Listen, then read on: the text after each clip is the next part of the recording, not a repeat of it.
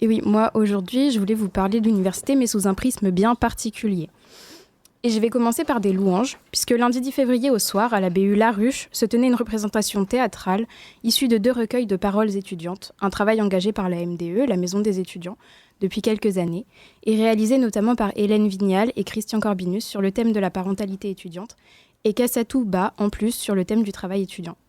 Personnellement, j'ai été séduite par la mise en scène de Pascal Daniel Lacombe. La petite terrasse au-dessus de l'accueil de la ruche était aménagée comme un studio de radio. C'était simple et efficace.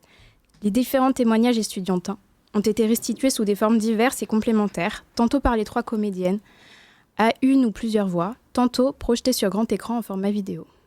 2 étudiantes ont également été invitées sur scène et ont été interviewées, ainsi qu'Hélène Vignal. Les musiques de transition étaient bien choisies, et j'ai trouvé l'ensemble particulièrement touchant. Peut-être aussi parce que je me sentais concernée et représentée, pour une fois. Oui, pour une fois, j'ai eu l'impression que l'on donnait la part belle aux étudiants parents. Et c'est si rare. Pourtant, à Poitiers, un bon bout de chemin a déjà été fait sur la question. Grâce à un collectif d'étudiants parents déterminés qui s'est par la suite constitué en association, l'université a acté il y a quelques années la création d'un statut étudiant-parent ouvrant droit à des aménagements d'études, au même titre que les étudiants travailleurs. Et parfois, on est les deux en même temps. La MDE, elle est pleinement investie aux côtés de l'association des étudiants parents. Mais pour moi, ce n'est pas assez. Pourquoi ce n'est pas assez ? Eh bien, en premier lieu, parce que personnellement, je ne me suis pas retrouvée dans le possible contrat d'aménagement d'études. Il n'était pas adapté à ma situation. D'autre part, certains personnels ne sont même pas vraiment au courant de ce dispositif. Ils tombent déjà un peu des nues lorsqu'on leur dit qu'on est parent et qu'on fait des études en même temps. Et puis, le statut étudiant-parent ne règle pas la question du manque de place en crèche, des horaires de crèche qui ne sont pas forcément adaptés à ceux de l'université, et un certain nombre d'autres questions, comme la fatigue permanente, le rapport très particulier au temps, les conditions matérielles d'études, l'isolement social et l'exclusion de fait des animations destinées aux étudiants. D'autre part, il y a aussi le Crous, les Crous. Dans certaines académies, des logements familiaux sont proposés. À la marge, mais quand même. Pas ici. Et certaines mesures, dont les étudiants parents pourraient bénéficier, leur sont inconnues. Par exemple, pour les étudiantes boursières, l'année lors de laquelle elles donnent naissance à leur enfant peut être mise entre parenthèses si elle est soldée par un échec. Un droit supplémentaire à la bourse peut ainsi leur être accordé. Et ça fonctionne aussi pour d'autres situations, notamment pour des problématiques de santé. Pourtant, l'information manque. Parce qu'on fait comme si les étudiants parents n'existaient pas. Mais qui sont les étudiants parents en fait ? Les chiffres concernant les étudiants parents, à l'échelle nationale, que j'ai trouvés, sont datés. Ils proviennent d'une enquête de 2016 de l'OVE, l'Observatoire de la vie étudiante. Selon cette enquête, en 2016, donc, 4,5% des étudiants avaient au moins un enfant, soit près de 110 000 personnes concernées estimées. La plupart étaient en reprise d'études. Mais 1,2% des étudiants faisaient toutefois l'expérience de la parentalité en formation initiale. Toujours selon la même enquête, seulement 50% des étudiants avec enfants validaient leur premier semestre, contre 65% de la population estudiantine générale. Vous l'aurez compris, on parle ici d'une minorité de la population étudiante française.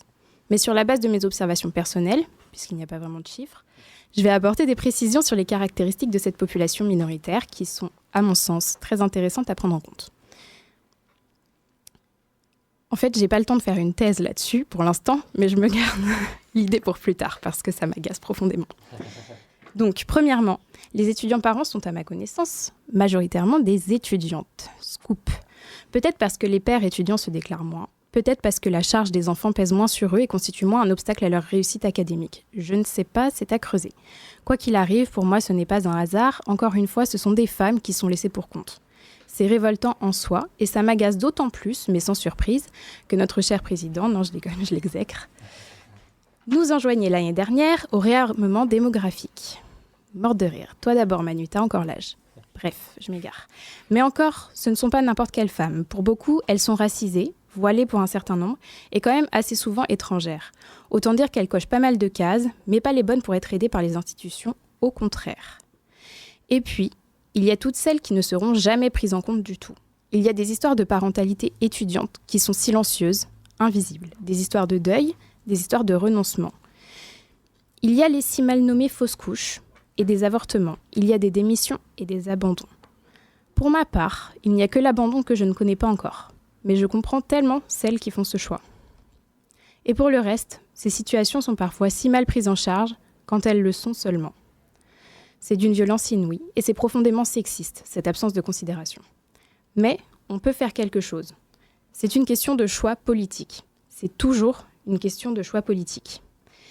Et comme avant ma démission, je faisais partie de Solidaires étudiants, je vais vous lire en fait des revendications qu'on avait écrites sur ces questions, parce qu'il y a certains choix politiques qu'on pourrait faire. Par exemple, la création d'un statut étudiant-parent national, et pas au bon vouloir des universités, ouvrant droit à des aménagements d'études permettant de concilier facilement vie familiale et travail universitaire, sans distinction de statut de boursier ou non, tels qu'une dispense d'assiduité, des aménagements d'emploi du temps, des aménagements des modalités d'examen, des délais supplémentaires.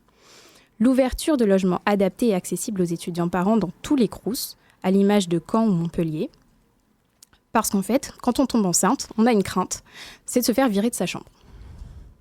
La création d'au moins une structure publique de garde d'enfants sur chaque site universitaire à l'usage des étudiants et du personnel, comme ça existe à Toulouse 3 ou Rennes 2 par exemple, mais sans contrepartie du type permanence bénévole obligatoire, parce qu'en fait on manque déjà de temps, c'est ça notre vie. La création d'un salaire étudiant à minima, la revalorisation des bourses et la prise en compte des enfants dans le calcul des aides dès la naissance, mais la création d'un salaire étudiant surtout. La mise en place d'un congé de grossesse et d'un congé de naissance étudiant, à minima, l'ouverture à l'année ou au semestre de césure pour raison de parentalité et une mise en œuvre exceptionnelle pour motif d'urgence, par exemple naissance prématurée ou déni de grossesse. L'ouverture d'une salle à la demande et dans chaque bâtiment universitaire permettant aux étudiants et au personnel de tirer leur lait en cas de besoin.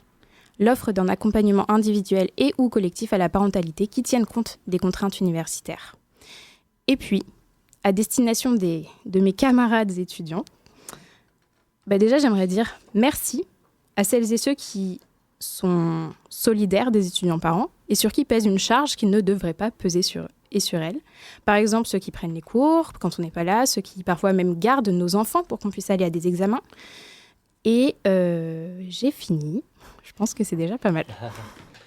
Merci beaucoup, Carla. C'est la radio sans pub le soir. Genre, tu vois, c'est pas comme Nova. Pulsar. Ah, on a clairement volé un jingle d'une autre émission, là je le reconnais bien. Merci beaucoup Carla pour ta chronique qui est extrêmement importante vu que ce genre de sujet est mal abordé.